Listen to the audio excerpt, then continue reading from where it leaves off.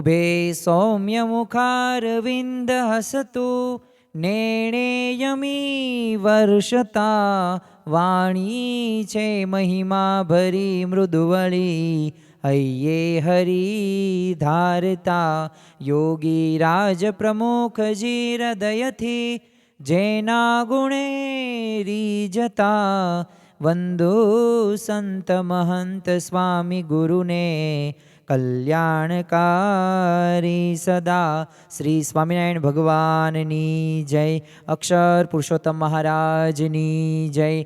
ગુણાતીતાનંદ સ્વામી મહારાજની જય. પ્રમુખ સ્વામી મહારાજની જય. પ્રગટ ગુરુ હરિ મહંત સ્વામી મહારાજની જય. સુરત અક્ષરધામ મહોત્સવની જય. દરેક દિવ્ય હરિભક્તોને ધનુર્માસ કથામૃતના જય સ્વામી નારાયણ.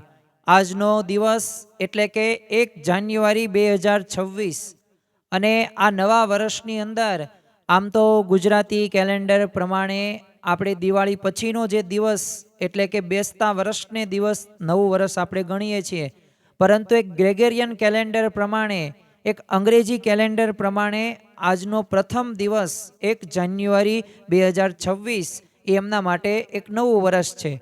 પરંતુ આપણે આ 2026ની અંદર આખા વર્ષ દરમિયાન એ આપણે શું ધ્યાનમાં રાખવાનું છે ને એની વાતો આજે આપણે કરવાના છીએ. સાથે સાથે એ વચનામૃત લોયા પ્રકરણનું બીજું જે વચનામૃતનું આજે આપણે નિરૂપણ સાંભળીશું. અને આ ધનુર્માસ અંતર્ગત આપણે વિવિધ વચનામૃતોના નિરૂપણો આ 14-15 દિવસ દરમિયાન કરવાના છીએ. તો આજે એ નિરૂપણ વચનામૃતનો પ્રથમ દિવસ. તો હવે આપણને સૌ કોઈને ઘણા બધા સમયથી એક પ્રશ્ન સતાવતો હશે. જો બાળકને પણ પ્રશ્ન છે, યુવકને પણ પ્રશ્ન છે, કોઈક ગૃહસ્થને પણ પ્રશ્ન છે અને વૃદ્ધને તો અતિશય પ્રશ્ન આ વિશેષ એ ઘોળાયેલો જોવા મળે છે. અને આ પ્રશ્ન એટલે કયો? તો દરેકને મૃત્યુનો ભય હોય છે. એ પ્રાણી હોય કે પક્ષી હોય કે કોઈ પણ જીવ જે બાબત છે એના મૃત્યુનો ભય હોય જ છે. અને આપણને પણ આ મૃત્યુનો ભય ઘણી બધી વખત સતાવે છે. તો આ બધાય વિક્ષેપો જે દુઃખો આવે છે અને એમાં મુખ્ય જે મોટામાં મોટું દુઃખ રહ્યું તો એ મૃત્યુનું ભય છે. તો આ મૃત્યુના ભયને એ આપણે કઈ રીતે એમાંથી વિજય પ્રાપ્ત કરી શકીએ અને છતાં દેહે કલ્યાણની અનુભૂતિ કરી શકીએ ને, તો એની વિશેષ વાતો આપણે આ વચનામૃતની અંદર સાંભળવાના છીએ. પરંતુ વચનામૃતનું નિરૂપણ કરતા પૂર્વે આપણે સૌ પ્રથમ આ વચનામૃત લોયા પ્રકરણનું બીજું જેનું આપણે શ્રવણ કરીએ અને ત્યારબાદ સમજવાનો પ્રયત્ન કરીએ કે વિશ્વાસી, જ્ઞાની, શૂરવીર અને પ્રીતિવાળો.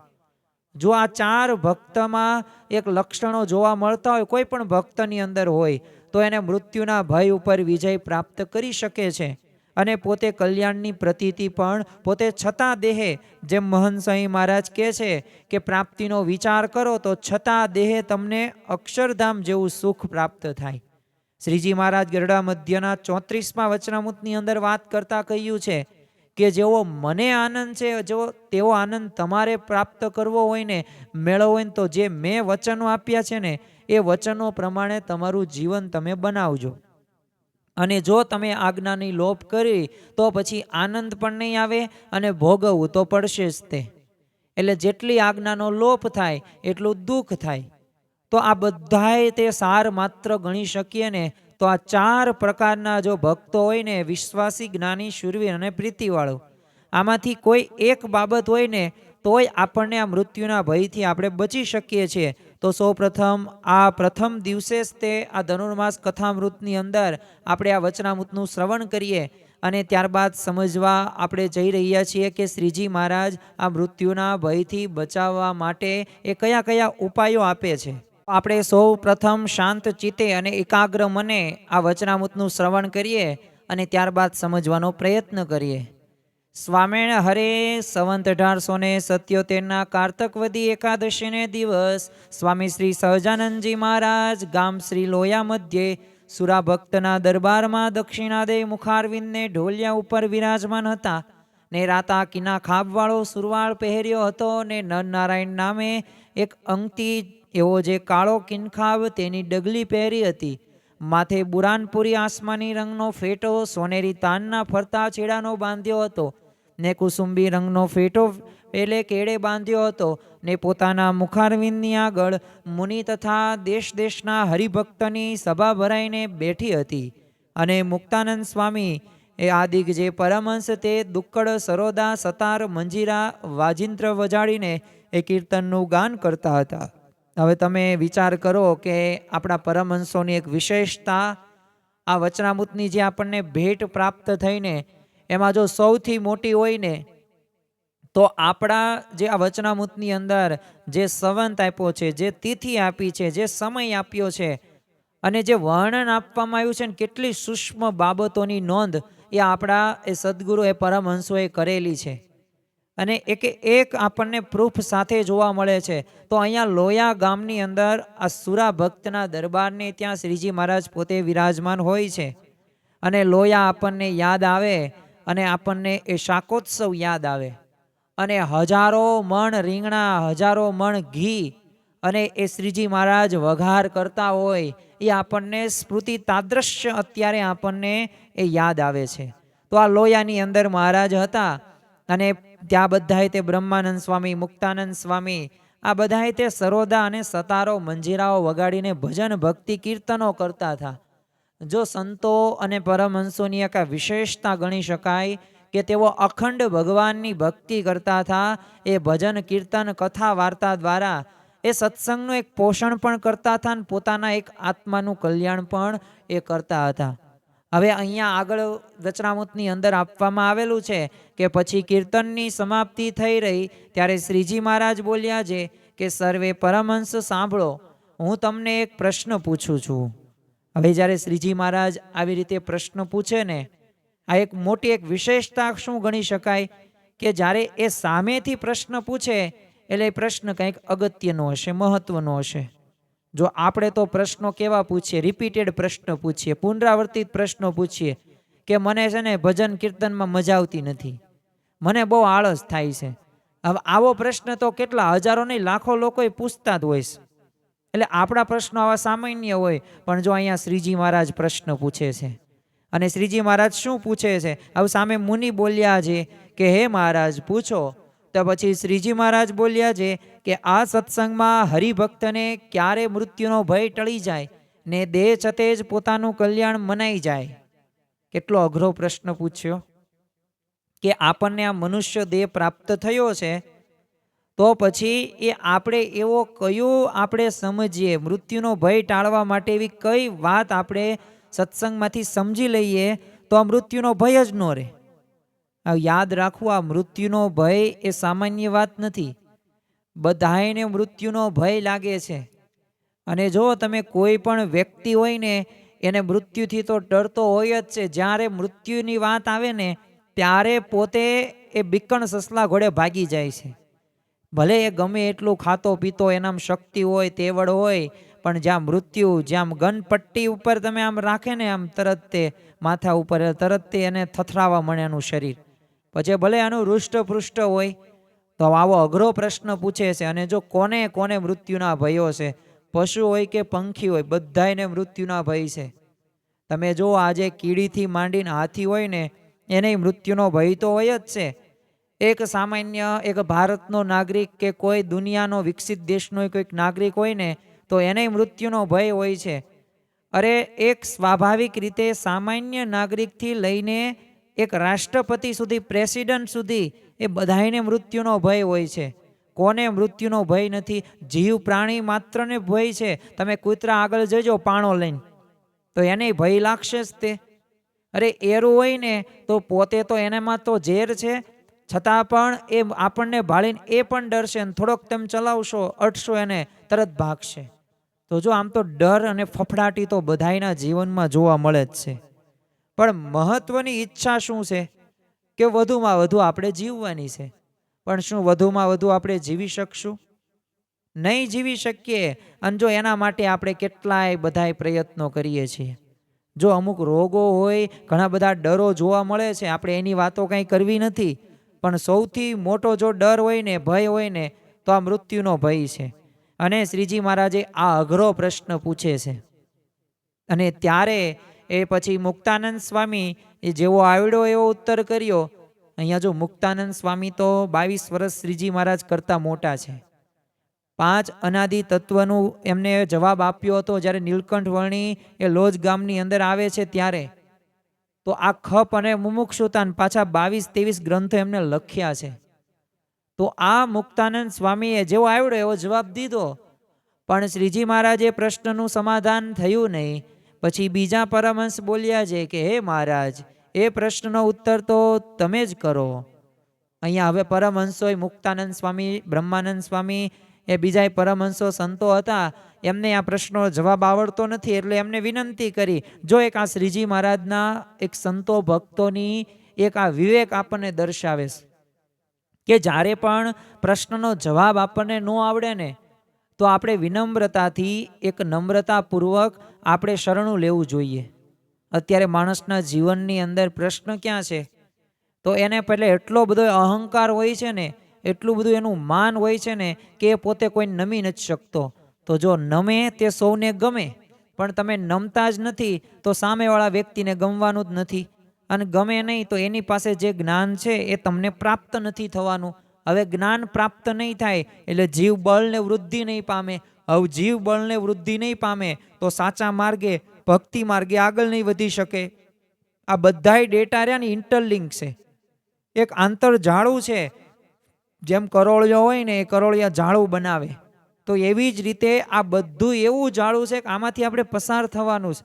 જો તમારે શાંતિ જોઈએ છે, જો તમારે બધાય પ્રશ્નોનું સમાધાન કરવું હોય, તો નમ્રતા જેવો ગુણ તમારામાં હોવો જોઈએ. અને આ પરમહંસોએ શ્રીજી મહારાજને કીધું, મહારાજ આ તમારો અઘરો પ્રશ્ન છે, અમારાથી કાંઈ જવાબ થશે નહીં, અને અમને આવડો એવો જવાબ દીધો.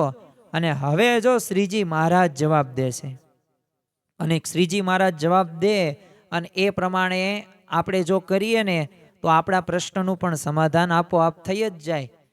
ત્યારે શ્રીજી મહારાજ બોલ્યા છે કે તમે જ્યાં સુધી કીર્તન બોલ્યા ત્યાં સુધી અમે એનો વિચાર કર્યો ને અમારી નજરમાં તો એમ આવ્યું છે કે 4 પ્રકારના હરિભક્ત હોય તેને મૃત્યુનો નાશ પામે છે અને કૃતાર્થપણું મનાય છે. અહીંયા બહુ મોટી વાત શ્રીજી મહારાજ આપણને જણાવે છે. હવે મહારાજે પ્રથમ તો એમને જો આપણને એક નવી વાત શીખવાડી કે કીર્તનો સાંભળતા સાંભળતા પણ એ તમે ધ્યાનમાં તમે વિચાર કરી શકો, પણ આપણે પાછા વિચારો ધ્યાન કેવા હોય છે, ભગવાન સંબંધી હોતા નથી કે હવે આ ક્યારે પૂરું થશે કીર્તન, એ સંબંધિત હોય છે. ઘણા બધા તો હરિભક્તો જ્યારે કીર્તનો સાંભળતા હોય ને, આનો રાગ કેવો છે, આ કીર્તન કેટલી બધી વખત આપણે આમને આ એકનું એક જ બોલે છે, બીજું તાને આવડતું જ નથી. હવે આપણે આવા વિચારો કરીએ છીએ, પણ જો શ્રીજી મહારાજે કયો વિચાર કર્યો કે આ પ્રશ્નનો પોતે પ્રશ્ન ઉપસ્થિત કર્યો અને પાછો જવાબ એમને વિચારી જ નાખ્યો હતો. અને એમાં 4 ભક્ત જે હોય ને એની વાત મહારાજને કરવી હતી. એટલે પ્રથમ તો તેઓ શું કહે છે કે 4 ભક્તો હોય છે ને એને મૃત્યુનો ભય નથી રહેતો. અને પાછું બોનસની અંદર કૃતાર્થપણું. કૃતાર્થપણું એટલે શું કે હું ધન્ય છું, એટલે કે ધન્યોસ્મી પૂર્ણ કામોસ્મી નિષ્પાપો નિર્ભય સુખી અક્ષર ગુરુ યોગેન સ્વામિનારાયણ શ્રયાત. કે હું ધન્ય છું, પણ આ ધન્ય મનાતું નથી. હું આનંદિત છું, હું સુખરૂપ છું, પણ આવું બોલીએ છીએ, પણ ખરેખર શું આપણે આ અનુભવ સારી રીતે કરી શકીએ છીએ? નથી કરી શકતા. કેમ? કારણ કે માયામાંય બંધાયેલા છીએ, આ મૃત્યુનો ભય પણ સતાવે છે, આ સાંખ્ય વિચારની પણ સમજણ નથી, એટલે આપણે કૃતાર્થપણું આપણે અનુભવતા નથી. જો કૃતાર્થપણું એટલે બસ પૂરું થઈ ગયું બધુંય, મારે જે પામવાનું હતું એ મને અત્યારે મળી ગયું, મને પ્રગટ ભગવાનની પ્રાપ્તિ થઈ. આ કૃતાર્થપણું મનાતું નથી ને, ત્યારે જ ત્યાં લોકના પ્રશ્નોની અંદર આપણે મૂંઝાઈ જઈએ છીએ, હતાશ થતા જોવા મળે છે. અરે લોકો તો આત્મહત્યા પણ એક સામાન્ય વાત ઉપરથી કરે છે. 2013-14 નો એક પ્રસંગ છે અને ન્યૂઝમાં પણ આવેલું અને તમે સાંભળેલું પણ હશે કે એક પતિ પત્નીના લગ્ન થયા. હવે આમ તો 1 વર્ષ થયું એટલે શરૂઆતમાં તો સ્વાભાવિક રીતે આપણને ચંદ્ર કળા કરે એમ સારી સારી શીતળતાની કળાઓ કરે છે, અને પછી જેમ જેમ ભેગા રહે ને એમ સ્વભાવ ઘસાય અને પછી છે ને તળિંગાત થાય. તો હવે એક વખત ફરમાઈશ કરી, રાત્રે 8-9 વાગ્યે એના પતિને ફોન કર્યો, ઓફિસે ગયો હતો, કે તમે રિટર્નમાં આવો ને ત્યારે પાવભાજી લેતા આવજો. તો પતિ કે કાંઈ વાંધો નહીં. અને શરૂઆતમાં તો એવું બધું હોય, જે માગે માંગણી બધું સંતોષન થાય, પછી અનુભવ થાય ને કે કેટલા વિશે હો થાય, અને જવાબદારી માથે આવે ને પછી વિચાર કરે કે આ કરાય કે ન કરાય ખર્ચો. તે હવે આ ભાઈ પોતે 2-3 દુકાને ગયો પણ પાવભાજી કાંઈ મળી નહીં. તો ઘરે ગયો, પછી એને વિચાર શું આવ્યો કે હાલો પાવભાજી કાંઈ નહીં, પુલાવ તો લેતો જાઉં. એક જગ્યાએ પુલાવ હતા તો એને પુલાવ લઈ ગયો, અને પ્લેટ ઘરે એને જ્યાં ડીશમાં લીધી, ઓલી બાઈ તો એની ભૂખી જ હતી પત્ની. તે જોયું તો પુલાવ, તો એ કે મને ભાજી જ લાવી દો અત્યારે. સમય થઈ ગયો 10:30-11નો સમય, કારણ કે થોડોક ભટક્યો હતો 1-1.5 કલાક પાવભાજી માટે. તો એટલો પાછો ખપ અને મુમુક્ષુતાવાળો હતો કે ગમે એમ થઈ જાય પણ પાવભાજી લઈને જવું જ છે. પણ પાવભાજી ન મળી તો પુલાવ લઈને ગયો, તો પત્નીને ન ગમ્યું, ખોટું લાગી ગયું, નથી ખાવું તો મારે. તો ઝઘડો થયો. તો બોલો બીજા દિવસે 10:30-11 થયા ને તો પત્ની ગઈ કોર્ટે, અને વકીલને રોક્યો અને છૂટાછેડા એને નક્કી કરી નાખ્યા કે નહીં, હવે કાંઈ આની ભેગું રહેવાનું થતું જ નથી. હવે વિચાર તો કરો, એક પાવભાજી માટે એને છૂટાછેડા કરી નાખ્યા.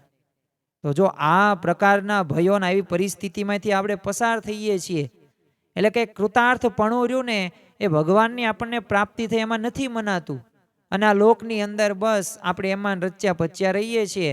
પણ અહીંયા 4 ભક્તોની વાત કરી કે 4 પ્રકારના હરિભક્તો મૃત્યુ નાશ પામે છે, અને અધૂરામ પૂરું કૃતાર્થપણું પણ આવી જાય, બોનસમાં ગણી શકાય. હવે આગળ મહારાજ કહે છે કે તે 4 પ્રકારના હરિભક્તની વ્યક્તિ, એક તો વિશ્વાસી, બીજો જ્ઞાની, ત્રીજો શૂરવીર, ચોથો પ્રીતિવાળો. એ 4 પ્રકારના જે ભક્ત, તેને તો મૃત્યુનો ભય નથી રહેતો, અને દેહ છતે કૃતાર્થપણું મનાય છે.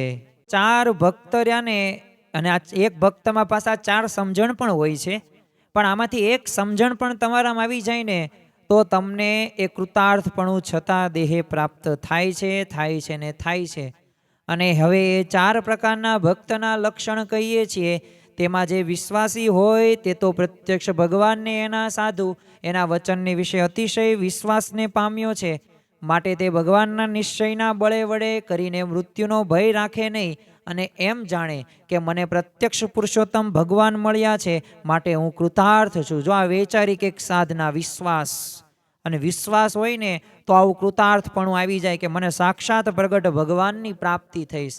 બીજું મહારાજ કહે છે કે જ્ઞાનીને તો આત્મજ્ઞાનનું બળ હોય, અને એ એમ માને કે હું તો બ્રહ્મ સ્વરૂપ એવો ભગવાનનો ભક્ત છું, એટલે કે અક્ષરમ અહમ પુરુષોત્તમ દાસોસ્મી, માટે એને પણ મૃત્યુનો ભય હોય નહીં. અને શૂરવીર હોય તે થકી તો ઇન્દ્રિયો તથા અંતઃકરણ એ સર્વે થરથર કંપાતા રહે, અને બીજા કોઈથી પણ ડરે નહીં, માટે એને કોઈ રીતે પરમેશ્વરની આજ્ઞામાં ભંગ થાય નહીં, માટે પોતાને કૃતાર્થપણું માને, અને મૃત્યુનો ત્રાસ તેના મનમાં લેશ માત્ર પણ હોય નહીં. તો જો આ ત્રીજો જે કીધો ને, જે શૂરવીર છે, અને જે શૂરવીર હોય ને એ ઇન્દ્રિયો હોય કે અંતઃકરણ હોય એનાથી છે ને ધ્રુજતા હોય, કારણ કે એવો એ શૂરવીરપણાને પ્રાપ્ત થયો હોય, એવી એને સમજણ કરી હોય. અને ચોથો જે પ્રીતિવાળો, તેને તો પતિવ્રતાનું અંગ છે. જેમ પતિવ્રતા સ્ત્રી હોય તેને પોતાના પતિ વિના બીજે ઠેકાણે વૃત્તિ ડોલે નહીં, એક તો પોતાને પતિને વિશે જ પ્રીતિ રાખે, તેમ તે ભગવાનનો ભક્ત એ પતિવ્રતાની પેઠે પોતાના પતિ એવા જે ભગવાન તેના વિશે જ પ્રીતિ રાખે, માટે પોતાને કૃતાર્થપણું માને, અને એનો પણ મૃત્યુનો એ ભય પણ લેશ માત્ર હોય નહીં. તો જો આમાં પતિવ્રતાની એ ટેક, અને અનન્ય એવી નિષ્ઠા ભાવથી અને એવી પ્રીતિ સાથે જોડાયેલા હોય તો એને પણ મૃત્યુનો ભય રહેતો નથી. અને એટલી, અને આ 4 અંગે માહેલું એક પ્રધાન ને બીજા 3 ગૌણ હોય તો પણ જન્મ મૃત્યુનો ભય ટળે નહીં. એટલી વાર્તા કરીને પછી શ્રીજી મહારાજ સર્વે પરમહંસ તથા હરિભક્ત પ્રત્યે બોલ્યા છે કે એ 4 માહિલા જેને વર્તતા હોય તે કહ્યા, ને હરિભક્ત પણ જેને જે અંગ વર્તતા હતા તે કહ્યા. અને તે સાંભળીને શ્રીજી મહારાજ ઘણા પ્રસન્ન થયા. પછી શ્રીજી મહારાજ બોલ્યા છે કે આ 4માંથી જેને શૂરવીરનું અંગ હોય તે સર્વે આવીને અમારે પગે લાગો. પછી જેને જેને શૂરવીરના અંગ વર્તતા હતા તે સર્વે શ્રીજી મહારાજના ચરણાવિંદને છાતીમાં લઈને પગે લાગ્યા. ઇતિ વચનામૃતમ, એવી રીતે લોયાનું બીજું વચનામૃત થયું. જો શ્રીજી મહારાજની અહીંયા આપણને પ્રસન્નતા દેખાય છે. કારણ કે શ્રીજી મહારાજનો જે ઉદ્દેશ હતો ને કે ભલે મૃત્યુ તો આવવાનું જ છે, પણ આ મૃત્યુનો જે ભય રહ્યો ને એનાથી નિર્ભય થઈ જઈએ અને કૃતાર્થપણું આપણે અનુભવીએ. તો અહીંયા જો આપણને આ વચનામૃત દ્વારા એ ચરિતાર્થ થતું જોવા મળે છે. હવે આપણે આ વચનામૃતની અંદર એ જે 4 ભક્તોની વાત કરવામાં આવી છે ને, એ ભક્તોની વાતો આપણે સમજવાની છે. આમ તો છે ને જીવ પ્રાણી માત્રને છે ને સૌથી વહાલું શું હશે? તો ગુણાતીતાનંદ સ્વામી પોતાની વાતોની અંદર કહે છે અવારનવાર કે અમને તો છે ને દેહ જણાઈશ. અને વાત પણ સાચી છે. આમ તો કોઈક અન્ય વ્યક્તિનું કાંઈક અહિત થતું હોય ને તો ત્યાં આપણને બહુ ફેર નહીં પડે. આમ અત્યારે છે ને વ્યક્તિએ સામાન્ય બાબત કરી નાખીશ, અને જ્યારે પોતાના દેહ ઉપર વાત આવશે ને ત્યારે બહુ ધ્યાન રાખશે. જો કોઈકને માથું પેટમાં દુખતું હશે ને તો આપણને કંઈ નહીં થાય, પણ આપણને કંઈક થતું હશે ને પેટમાં તો તરત રિપોર્ટ કરાવી નાખશું. કેમ કરાવી નાખશું? દેહ વાલો છે. કોઈકનું માથું વળેલું નહીં હોય ને તો ચાલશે, કોઈકના સુઘડ કપડાં સારા નહીં હોય ને તો ચાલશે, પણ આપણા કપડાં ટના ટન હોવા પડે, આપણું વ્યવસ્થિત માથું વળેલું હોવું પડે, આપણી સ્ટાઇલ ફરવી પડે નહીં. એટલે જો આ બધું આપણે જીવને શણગારવા માટે એ દિવસ દરમિયાન પ્રયત્ન કરીએ છીએ, અને આ કરીએ છીએ ને જ્યારે પોતાના ઉપર વાત આવે ને ત્યારે આપણે ઘણા બધા અહંકારી પણ થઈ જઈએ છીએ. એક છે ને વ્યક્તિ પોતે હોદમાં પડી ગયો, હવે પાણી છે ને ધીમે ધીમે ભરાતું હતું ને બહાર નીકળી ન શક્યો, તો આને એક સાથે એનો છોકરો પણ હતો. તો હવે થયું કેવું કે આમ તો ગળા સુધી આવ્યો ને ત્યાં સુધી વાંધો ન આવ્યો, ત્યાં સુધી એના છોકરાને અદ્ધર એને રાખ્યો, પણ જ્યાં એ પોતે ગળા ઉપર પાણી આવ્યું અને મુખ ઉપર આવ્યું ને એટલે બાળકને એને હેઠે મૂકી દીધો અને એની ઉપર ચડીને પોતે ઉપર હોદ ઉપર ચડી ગયો અને બચી ગયો, અને એનું છોકરાનું મૃત્યુ થઈ ગયું.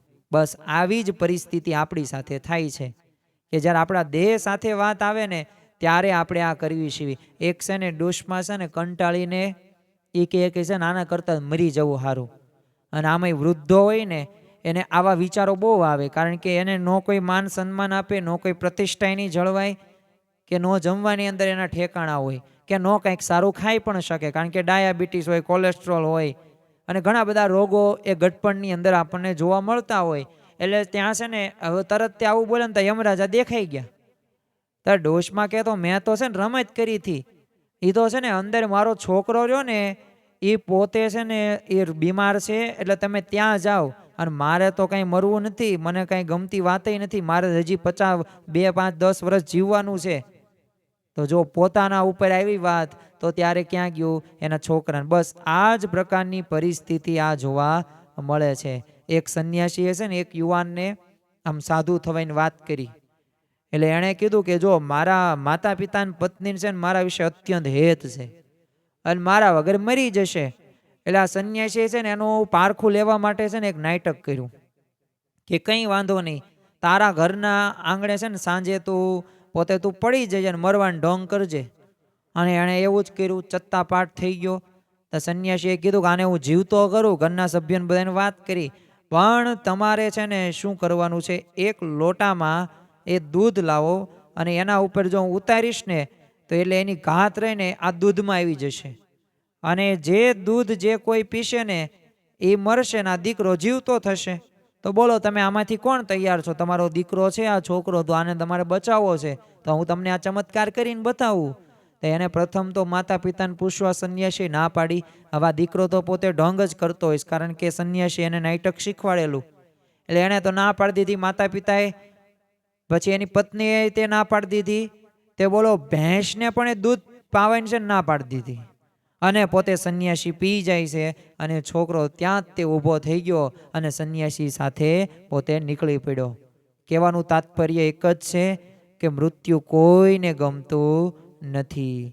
એ તમે જો યુધિષ્ઠિર રાજા, આમ તો પાંડવોની અંદર શ્રેષ્ઠ ગણી શકાય, ધર્મના એક કહેવાય યુધિષ્ઠિર, કે જેને ધર્મવાન છે પોતે. તો એને યક્ષે એક પ્રશ્ન પૂછ્યો કે આ જગતમાં આશ્ચર્ય શું છે?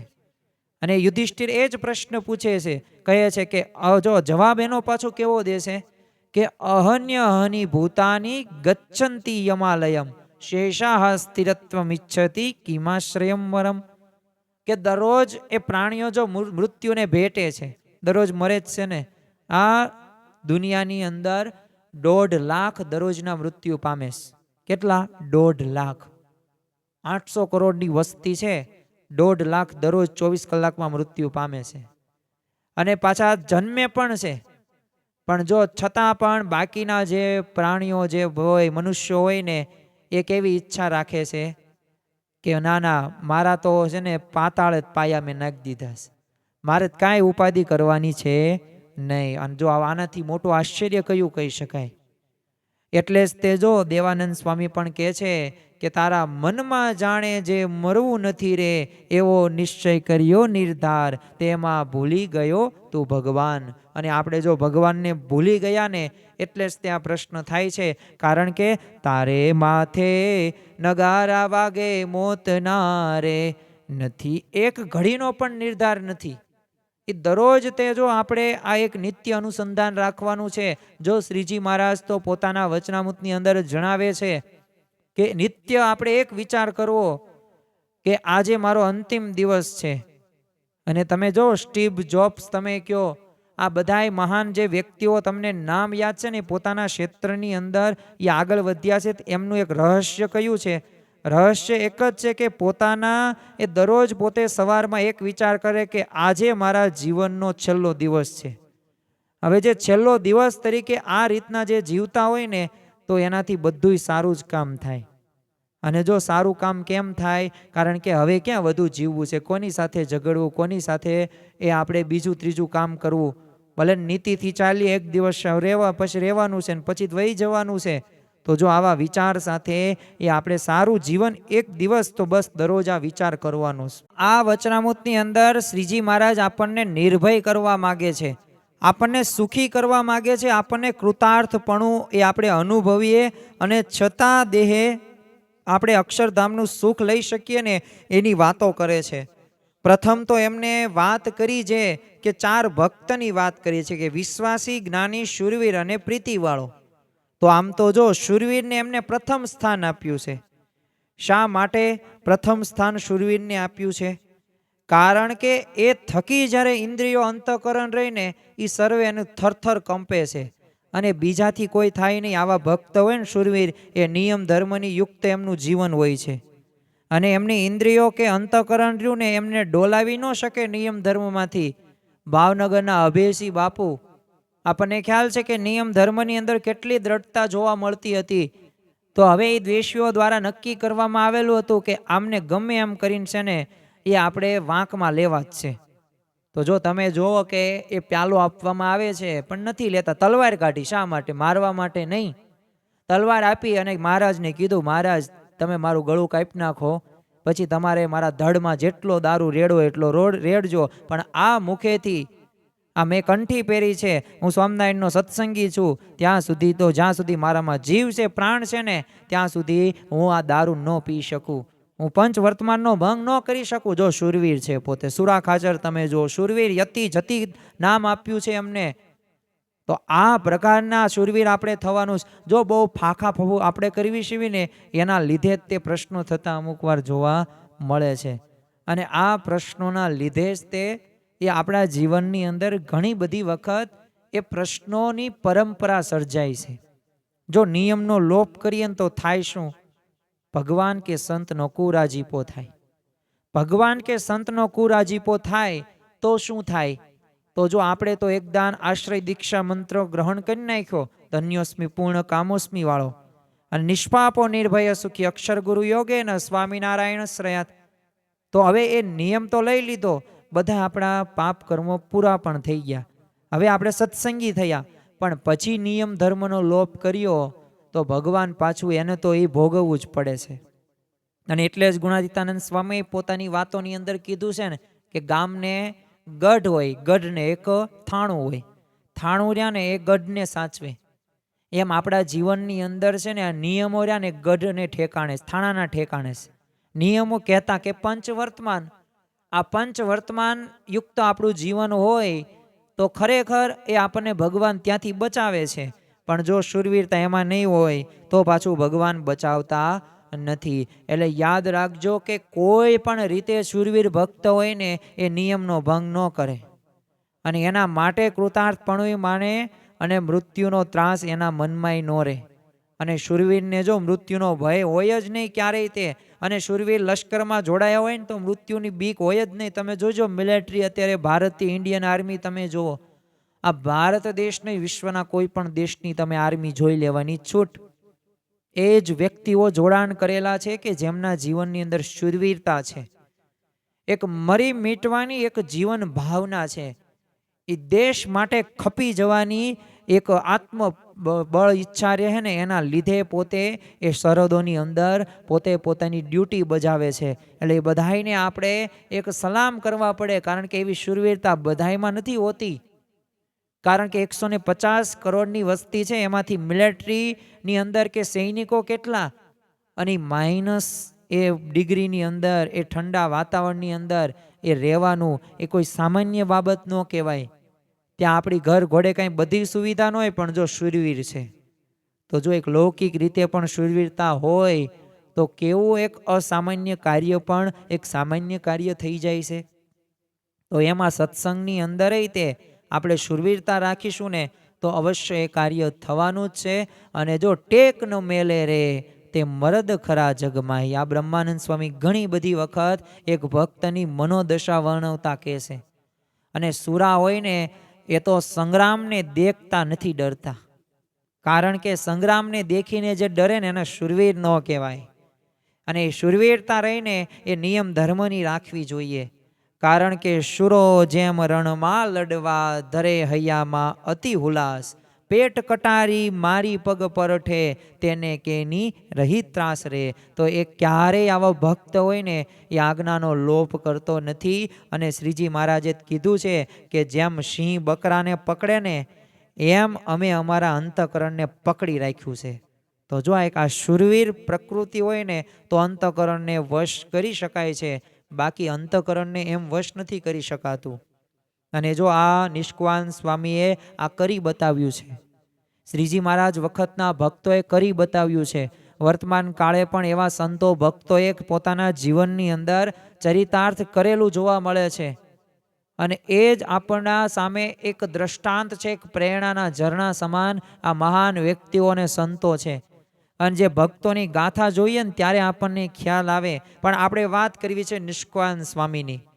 હવે સદગુરુ નિષ્કાન સ્વામી જેમને 22-25 જેટલા ગ્રંથો લખ્યા છે, અને નિષ્કાન કાવ્ય તમે કયો, ભક્ત ચિંતામણી કયો, મનોગંજન કયો, આ બધાય તે ગ્રંથોની અંદર કંઈક આપણને એક દેવત જોવા મળે છે, કંઈક શાંતિનો અનુભવ થતો જોવા મળે છે. પણ પાછા નિષ્કાન સ્વામીનું જીવન પણ એવું હતું. એક વખત પોતે છે ને વિચરણ કરવા માટે ગયેલા. હવે રસ્તામાં છે ને એક ખેતરમાં લીલા મરચાં એમને જોયા, અને તે તરત તે હવે જીભ તો મરચાં જોયા એટલે સરવળી નહીં. ઘણા બધાને બપોરે ટેવ હોય મરચાં તળવાની. હવે શાક તો 1-2 પ્રકારના હોય, પણ એને એક્સ્ટ્રા સ્વાદ લેવો હોય એટલે મરચાં ખાવાની અમુકને ટેવ હોય, અમુકને સવારમાં શાક ખાવાની ટેવ હોય, અમુકને ભાખરી ખાવી જ પડે, અમુકને ટોસ કે બિસ્કિટ બીજા જ ન ચાલતું હોય. તો આવું બધાને અલગ અલગ ટેવ હોય એટલે બધાને જીભ તો થોડીક સળવળે જ તે. અને આ સ્વાદ એવો ભગવાને આપ્યો છે ને કે ન પૂછો વાત. સ્વાદ ક્યારેય જતો જ નથી. ઓલા છે ને બાળકો હોય ને એને સ્વાદ ન હોય. જેમ જેમ પછી તમે યુવાનમાં જાઓ, પછી વૃદ્ધાવસ્થામાં જાઓ ને તો સ્વાદ એ બહુ વધતો જાય, અને એટલો બધો સ્વાદ વધે ને, અને ત્યારે પાછું બહુ મળતું નથી. હજી આપણે ગૃહસ્થ જીવનની અંદર એ સ્વાદ ઉપર થોડો કંટ્રોલ થઈ શકે, પણ આ વૃદ્ધાશ્રમની અંદર તો અમુક ચટાકા ભરતા હોય ને વૃદ્ધો, એના જીવનમાં એના હેરાનગતિ સિવાય હોય નહીં. કારણ કે જાતિ જિંદગી હોય, હવે અંત સમય આવી ગયા હોય, અને તોય તે એને પાછા પીઝા ને બર્ગર ને દાબેલી ખાવાની ઈચ્છા હોય. ક્યારે પૂરી થાય? ક્યારેય ન થાય ને. એટલે નવા વર્ષે આજ પ્રથમ દિવસ છે ને આ કથામૃતની અંદર, તો અમૃત આ ગ્રહણ કરજો કે આપણે જે તે ઉંમરના હોય પણ આપણે રસાંદ્રિય રહીને એનાથી થોડુંક જીતવાનું છે. કારણ કે સર્વે ઇન્દ્રિયાણી છે ને જીતવાની જ છે, પણ શ્રીજી મહારાજે એમ કીધું પ્રથમ છે ને આને વિશેષ કરીને જીતવી. અને આ જીવાને થકી આસક્તિ રહીને એ ઘણી બધી દુઃખી પણ કરે છે. કારણ કે એનાથી જો કામ આવે ઉત્પન્ન થાય, પછી એનાથી લોભ આવે, એના લીધે ઘણા બધા ક્રોધ પણ આવે. એટલે બધાય દોષો રહ્યા ને આમ મેન તમે પાવર હાઉસ કયો ને તો આ તમે સ્વાદેન્દ્રિય ગણી શકો. તો હવે આ મરચા જોયા ને લીલા એટલે જીભ તો થોડીક સળવળી, એટલે મનમાં સંકલ્પ થયો. પણ જો નિષ્કાન સ્વામી એટલે પોતે એક શૂરવીર હતા. એટલે એમને મનમાં સંકલ્પ થયો, પણ તરત તે એક છે ને ધોરિયા પાસે 1 કિલો મરચાં તોડીને બેઠા. અને શું કર્યું, આપણને થોડુંક હાસ્ય આવશે, અને આપણે આવું કરી ન શકીએ. આ નિષ્કાનંદ સ્વામી જ કરી શકે, મુક્તાનંદ સ્વામી જ કરી શકે. મુક્તાનંદ સ્વામીનો આપણે પછી પ્રસંગ જોઈએ. પણ સ્વાભાવિક રીતે આ રીતે જે કર્યું ને, એટલે તમને એવું લાગ્યું કે એને મરચાંનું કંઈ હું શાક કર્યું, કોઈ પણ પ્રકારની ચટણી કરી નહીં. મરચાં ધોયા અને એના મન સાથે બાટકા. કઈ રીતના બાટકા? એક એક મરચું છે ને મોઢામાં નાખે અને બોલે શું, લે ખા, લે ખા નિષ્કાન, ખા લે, બહુ બહુ સ્વાદ આવી ગયો ને. અને એવું પેટ ને આંખ ને નાક આમ એવું ગળામાં લહાય બળે ને, તો આ નિષ્કાન સ્વામી મરચાં ખાવાનું શરૂ જ રાખ્યું. તો જો આવી શૂરવીરતા હોય તો બીજી વખત તમે મરચાં ખાવાનો સંકલ્પ થાય ન થાય. જો આ શૂરવીર પણ હોય તો થાય. જોગીદાસ ખુમાણ હતા, પોતે સત્સંગી થયા. હવે એમને પરસ્તી જોઈને મનમાં થોડોક ભૂંડો સંકલ્પ થયો, તો એમને અંતરદ્રષ્ટિ થઈ, લે હું સ્વામિનારાયણનો સત્સંગી અને મેં આવી રીતે કુદ્રષ્ટિ કરીને ભૂંડો સંકલ્પ કર્યો, તો બોલો મરચું લીધું, મરચાની ભૂકી આંખમાં નાખી દીધી અને આંખોનો દંડ આપ્યો. હવે મરચામાં એક સ્વાભાવિક કણું પડે ને તોય ખૂંચેસ કેટલું. હવે વિચાર કરો, એક થોડોક અનુભવ આપણે કરીએ અત્યારે કે એક મરચું અંદર ગયું હોય એ પાછું ભૂકી ગયું હોય જાજુ, તો કેટલી બળતરા થાય. પણ જો આ જોગીદાસ ખુમાણે આ દંડ આપ્યો, તો જો આ શીર સાટે ભગવાનની એને આજ્ઞા પાળી, તો જો એ કૃપાથી જ તેમની વાસના ટળી ગઈ અને બ્રહ્મરૂપ થઈ ગયા અને 184 પાર થઈ ગયા. અને આ જન્મ મરણનો રોગ રહ્યો ને એ બધો દૂર થઈ ગયો. તો જો આવી રીતે ઘણા બધા એવા સંતો ભક્તોના જીવનની અંદર આ શૂરવીર પણ હતું. શ્રીજી મહારાજે છે ને 114 પ્રકરણો ચલાવેલા હતા. તો મુક્તાનંદ સ્વામી કેવા, અગાઉથી એક વખત કેવું પ્રકરણ એવું ચલાવ્યું નહોતું, પણ પોતે છે ને લીમડો વાટીને પીવાનું શરૂ કરી દીધું. તો કોઈક સંત ભક્ત કે કેમ મુક્તાનંદ સ્વામી આવું તમે કરો છો, આવું પ્રકરણ તો શ્રીજી મહારાજે ચલાવ્યું નથી. તો મુક્તાનંદ સ્વામી શું કે ભવિષ્યમાં જો શ્રીજી મહારાજ એવી આજ્ઞા કરે કે હવે તમારે એ લીમડો જ તે વાટીને એ જ ખાવાનું છે, બીજું કાંઈ ખાવાનું નથી, તો જો અત્યારથી હું પ્રેક્ટિસ કરું છું, એટલે જેથી છે ને ત્યારે વ્યવસ્થિત રીતે હું એ વર્તમાન પાળી શકું. તો જો આવું શૂરવીરપણું હોય ને તો ખરેખર આપણે આગળ વધી. અને જો ક્યારેક ભૂલ થઈ જાય ને તો મોટા સત્પુરુષ એટલે મોટા સદગુરુ સંતો હોય કે સત્પુરુષ કે ભગવાન આગળ એ આપણે નિષ્કપટપણે આપણે વર્તવું જોઈએ. અને નિષ્કપટપણે આપણે વર્તીએ તો પણ આપણને ઘણો બધો લાભ થતો જોવા મળે છે. તો જો મહારાજે એક શૂરવીરની વાત કરી, બીજી વાત કોની કરી, તો બીજી વાત કરી વિશ્વાસી ભક્ત. કારણ કે વિશ્વાસી જે ભક્ત હોય ને તો એને નિશ્ચય એક વખત પાકો થઈ ગયો, એટલે એનો મૃત્યુનો કાંઈ ભય જ ન રહે. કારણ કે મને કોણ મળ્યું, તો મને પ્રગટ ભગવાન મળ્યા અને પ્રત્યક્ષ પુરુષોત્તમ મળ્યા છે, અને આ સત્પુરુષમાં એ ભગવાન સાંગો પાંગ રહ્યા છે. તો જો આ રીતનો એક વખત વિશ્વાસ આવી જાય તોય તે એ બધુંય તે લૌકિક જીવનમાં તે આ વિશ્વાસને આધાર જો ઘણી બધી વખત આપણે વ્યવહાર ચાલે છે અને જીવન વ્યવહાર બરોબર બધું ચાલે છે અને વિશ્વાસથી જ બધા કાર્યો પણ થાય છે. તમે જો કોઈ ડૉક્ટર હોય તો ત્યાં આપણે વિશ્વાસ તો રાખીએ છીએ, કોઈક પાયલોટ હોય તો ત્યાંય વિશ્વાસ જ રાખીએ છીએ. અરે કોઈક ગાડી પાછળ બેઠા હોય ને તો ગાડી ચલાવનારમાં પણ વિશ્વાસ રાખીએ છીએ. આપણે વાળંદ પાસે પણ જઈએ અને દાઢી કરે, હવે એક શસ્ત્ર, તો ન્યાય આપણે વિશ્વાસ નથી રાખતા. અરે આપણા ધર્મપત્ની સાથે આપણે ઝઘડો કર્યો હોય પણ છતાં જો જમવાનું એ ભોજનમાં વિશ્વાસ નથી હોતો. બધાયમાં આપણે વિશ્વાસ રાખીએ છીએ. અને જો વિશ્વાસથી જ કાર્યો થાય છે, વિશ્વાસ વગર કાંઈ કાર્યો થતા નથી. એટલે શ્રીજી મહારાજે વાત કરી કે આ વિશ્વાસ રાખવાનો છે અને દ્રઢ આશરો રાખવાનો છે. જો તો જ આત્યંતિક કલ્યાણની જે પ્રતીતિ દ્રઢ થશે ને તો જ આપણે આગળ વધી શકીશું. ને એવા ઘણા બધા વચનામૃતો છે કે જેની અંદર એ શ્રીજી મહારાજે વાત કરી છે કે તમારે કાળ કર્મ માયાની વિશ્વાસી ભક્તને એ ખરેખર બીક નથી રહેતી.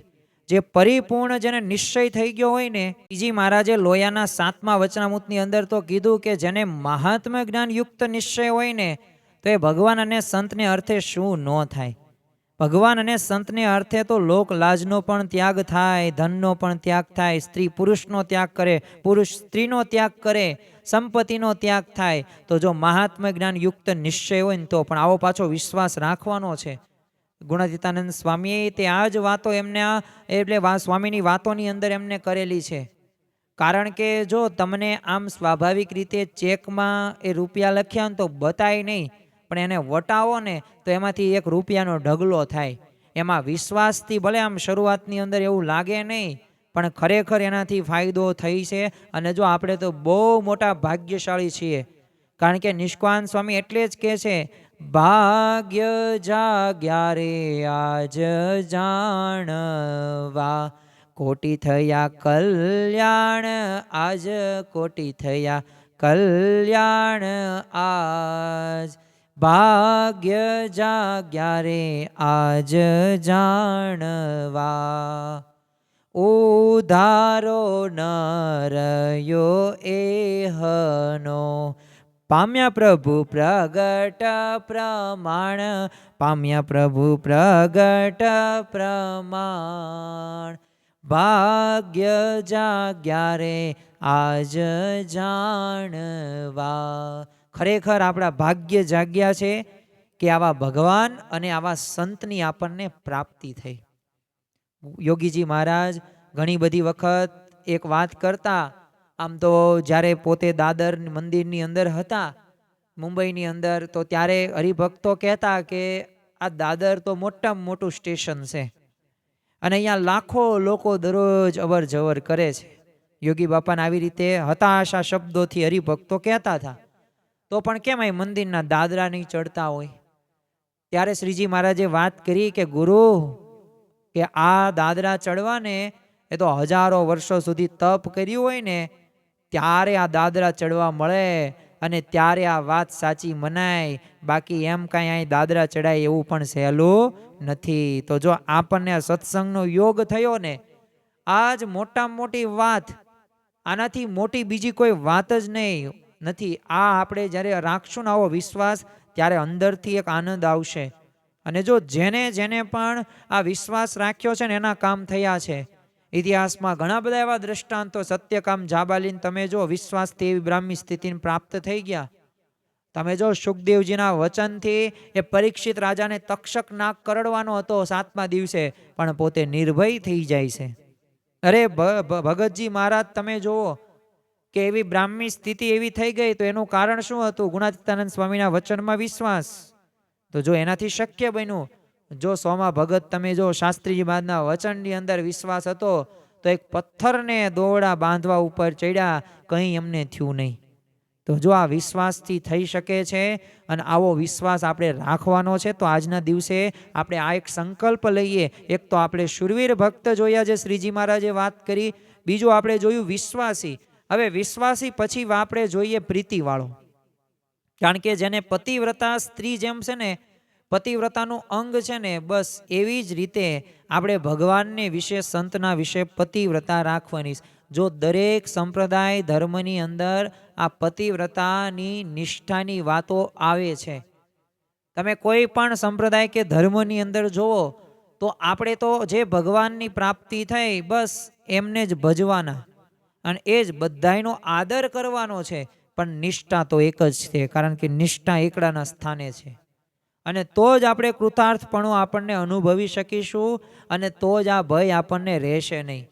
તમે જો શ્રીજી મહારાજના વખતની અંદર લાડુબા તમે જો, જીવુબા જો, જમકુબા જો, દાદા ખાચર જો, શિવલાલ શેઠ જો, અગતરાયના પર્વતભાઈ જો, આ બધાએ પ્રસન્નતાને પ્રાપ્ત કરી શક્યા, કૃપાએ કરીને પ્રાપ્ત કરી શક્યા. શા માટે? એમને વિશેષ પ્રીતિવાળું અંગ હતું અને એના લીધે જ તે એ પોતે એ પ્રીતિએ યુક્ત કરીને ભગવાનને રાજી કરી શક્યા. તો એમ આપણે તે શૂરવીર ભક્ત ઉપર વિશેષ જેમ રાજીપો હોય છે ને, એમ પ્રીતિવાળો હોય ને, તો એના ઉપર એ ભગવાન પ્રસન્ન થાય જ છે. જો ભગવાન ભક્તિએ કરીને વશ થાય છે. તમે ગમે એટલું જ્ઞાનનું આડંબર કરો, ગમે એટલા મુદ્દાઓ તર્ક વિતર્ક કરો, પણ ભગવાન એમ પ્રસન્ન નહીં થાય. પણ જો ભગવાનને પ્રસન્ન કરવા માટે ભક્તિ કરશો તો પ્રસન્ન થઈ જશે. જો આ પ્રહલાદજીએ કર્યું. આમ તો 10,000 વર્ષ શુદ્ધ કર્યું, પણ ભગવાન જીતાડ્યા નહીં. પરંતુ 6 માસ ખાલી ભગવાનની ભક્તિ કરી, તપ કર્યું, તો ભગવાન જીતાઈ ગયા. હિરણ્યકશ્યપુ તમે જોવો કે પ્રહલાદ એ સ્વાભાવિક રીતે હિરણ્યકશ્યપુનો વિનાશ કરવા માટે એક સ્પેશિયલ ભગવાને અવતાર ધારણ કર્યો, જેને નૃસિંહ અવતાર આપણે કહીએ છીએ. પણ એ ભગવાન એ ભક્તિને કરીને વશ હતા એટલે થાંભલામાંથી ભગવાન નીકળ્યા, નૃસિંહ ભગવાન અવતાર તરીકે. તો એમ જેને જેને પણ આવી રીતે પ્રીતિપૂર્વક ભક્તિ કરી છે, દાદા ખાચરના દરબારમાં શ્રીજી મહારાજ રહ્યા. કેટલા વર્ષ રહ્યા? 25 થી 27 વર્ષ રહ્યા છે. મોસ્ટ ઓફ તમે જોવો ને કે 18 વર્ષની ઉંમરથી 49 વર્ષની અંદર 30-32 વર્ષની અંદરથી એ 25 થી 27 વર્ષ એ ગઢડામાં દાદા ખાચરના દરબારમાં પોતે રહ્યા છે. આનું જો મુખ્ય કોઈ કારણ હોય તો દાદા ખાચરને એવી પ્રીતિયુક્ત, એવો મહાત્મા જ્ઞાન યુક્ત નિશ્ચય હતો. કારણ કે એક પણ સ્વભાવો આ દાદાએ એવા નહોતા રાખ્યા કે શ્રીજી મહારાજને ન ગમતા હોય. અરે અહીંથી વિશેષ એક વાત કરું આજના દિવસે, કે દાદા ખાચરે તેવો સ્વભાવ નહોતો રાખ્યો, પણ ઘરના જે સભ્યો હતા ને એમને એક એવો સ્વભાવ નહોતો રાખ્યો કે શ્રીજી મહારાજને ન ગમતો હોય. તો હવે આપણે ભગવાનને, સંતને કૃપાએ કરીને રાજીપો પ્રાપ્ત કરવો હોય ને તો આપણે પણ આ સ્વભાવમાંથી મુક્ત થવું પડશે.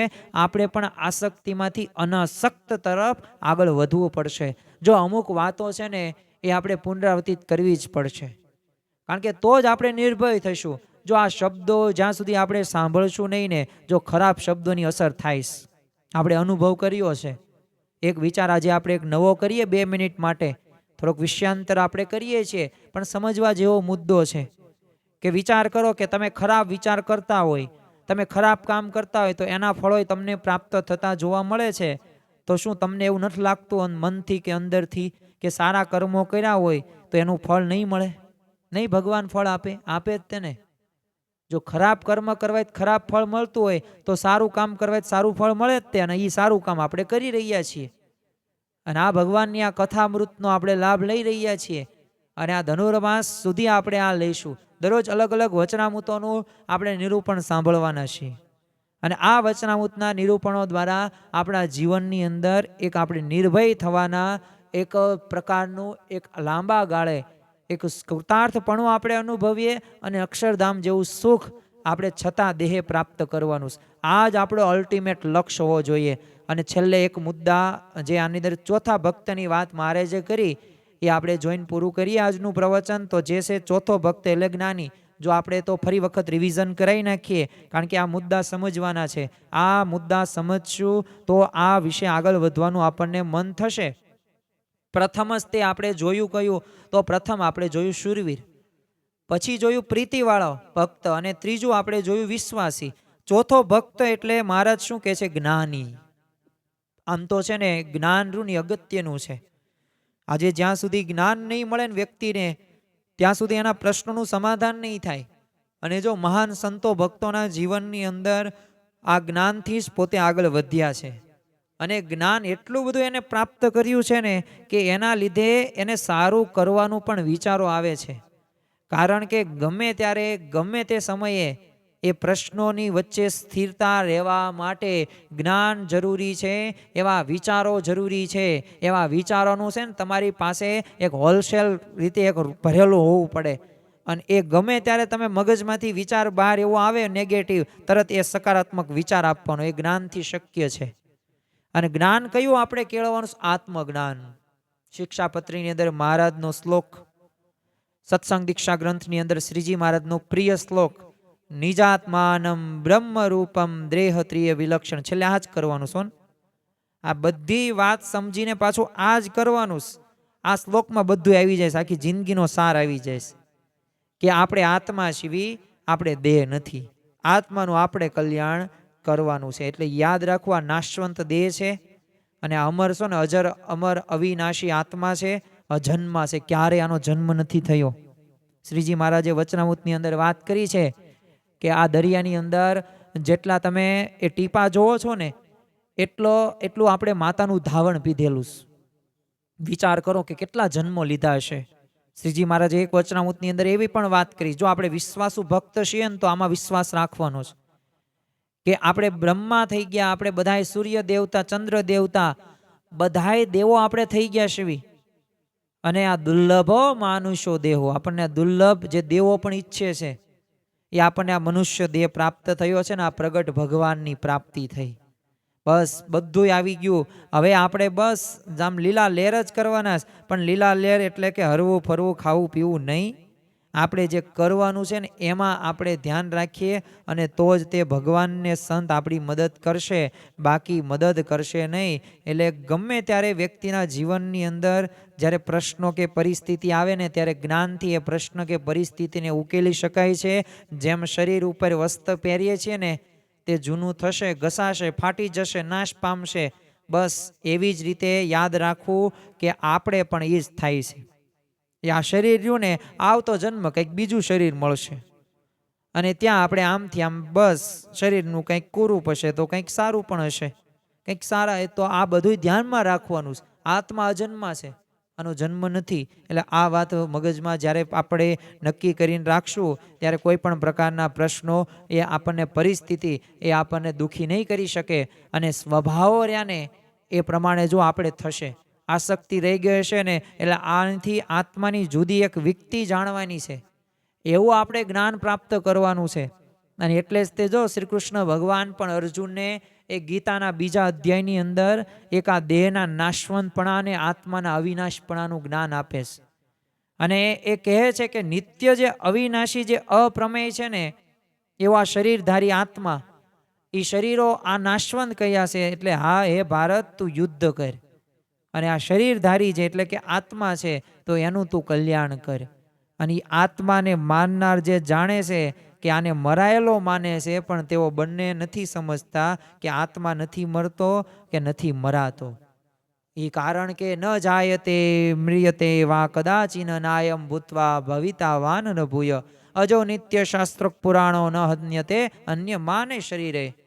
કે આ આત્મા હોય ને ક્યારેય મરતોય નથી, પૂર્વે મર્યોય નથી, ફરી મરશે પણ નહીં. નિત્ય છે, શાશ્વત છે, પુરાતન છે.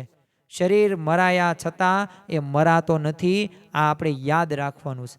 અને આ આત્મજ્ઞાન છે ને, આ આત્મજ્ઞાનથી એ માન અપમાનના જે પ્રસંગો બને છે ને એમાં પણ આપણે સ્થિર રહી શકીશું. આ સમજણ કેળવવાથી આપણા જીવનની અંદર ઘણી બધી વખત ઘરની અંદર પ્રશ્નો આવે છે ને અને વિપરીત પરિસ્થિતિ આવે છે ને, તો આ પરિસ્થિતિ વચ્ચે પણ આપણે સ્થિર રહી શકીશું. એટલે આ 4 ભક્તની વાત આજે આપણે સમજ્યા. થોડાક મેં શાસ્ત્રોના આધારે વાત કરી, થોડાક ઉદાહરણો દ્વારા સમજાવવાનો પ્રયત્ન કર્યો છે. તો આપણે સૌ કોઈ આ વાતને સમજીએ અને વહેલી તકે જેટલી આ વાતને આપણે સમજશું એટલું જ તે આપણે આ મૃત્યુના ભયથી બચી શકીશું. બાકી મૃત્યુ આવશે, મૃત્યુ આવશે, આવશે ને આવશે. કોઈ અમર કે રહ્યું જ નથી.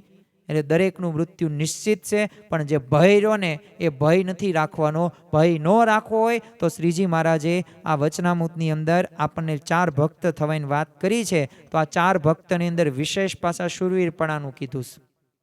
તો પ્રથમ પ્રીતિવાળો, પછી શૂરવીર હોય કે જ્ઞાની હોય, આ વિશ્વાસી હોય. આ 4 ભક્તોની જે સમજણ ને, 4 સમજણવાળા ભક્તો જેના જીવનની અંદર આવી સમજણ હશે તો એ સુખી, સુખી ને સુખી. તો આજના દિવસે આ ધનુર્માસ કથામૃતની અંદર જે આપણે કથામૃત, કારણ કે કથા વાર્તાને છે ને અમૃતની એક ઉપમા આપવામાં આવી છે. અને આનાથી જો એક સ્વામિનારાયણનું નામ કંઈક ભૂલે કે અજાણે લેશે, જો એનું કલ્યાણ થઈ જતું હોય તો આ તો આપણે ભગવાનની કથા વાર્તા સાંભળીએ છીએ. અને આ વચનામૃત નામનો પરાવાણી જે આમ તો ભગવાનનું જ તે આપણે જો અત્યારે કોઈનો સમાગમ નથી કર્યો. આ દ્રષ્ટાંત ઉદાહરણનો આપણે અત્યારે સાક્ષાત શ્રીજી મહારાજનો સમાગમ કર્યો છે. આપણી સામે શ્રીજી મહારાજ અત્યારે બેઠા છે અને આપણે જે સાંભળીએ છીએ ને એ શબ્દો શ્રીજી મહારાજના છે. એ શ્રીજી મહારાજની ભાવના છે, શ્રીજી મહારાજના હૃદયગત સિદ્ધાંતો છે. તો આ શ્રીજી મહારાજની તે પરાવાણી સમાન આ વચનામૃતને આપણે સમજીએ, આપણા જીવનમાં ઉતારવાનો પ્રયત્ન કરીએ. અને આ 4 જે ભક્ત રહ્યા ને, જો આ 4 સમજણ રહીને આપણા જીવનમાં 4 મુદ્દા વણાઈ જાય એવી આજના દિવસે મહારાજ સ્વામીના ચરણોમાં પ્રાર્થના કરીએ. શ્રી સ્વામિનારાયણ ભગવાનની જય.